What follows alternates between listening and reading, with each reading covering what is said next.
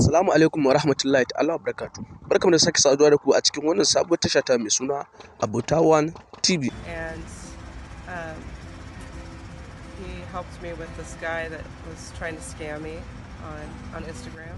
An samu tsaleliyar baturiya tun daga can jamhuriya ta Amerika wato Turai ta zo Najeriya domin ta gana da saurayinta tsalele wanda suka haɗu da shi a Instagram.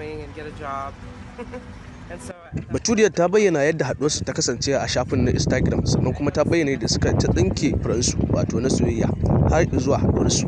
Ta yi tattaki ne tun daga can Amerika domin ta gana da saurayin nata a nan gida Najeriya.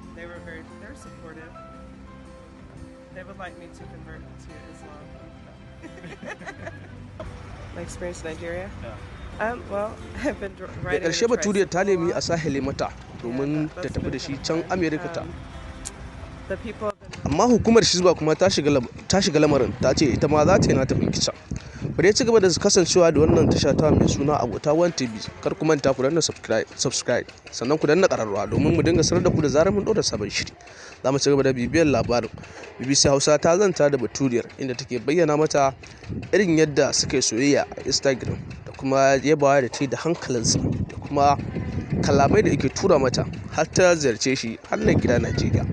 Mun gode. Wani TV ta wani lokaci za mu ga akwai ɗan ƙarya shi, amma dai gaskiya haɗuwana da ita ni ban ji wani shakku haka, saboda na yi soyayya da mata da dama a social media, kuma dai daga ƙarshe dai ba mu ci gaba ba shi, amma ya yi wancan.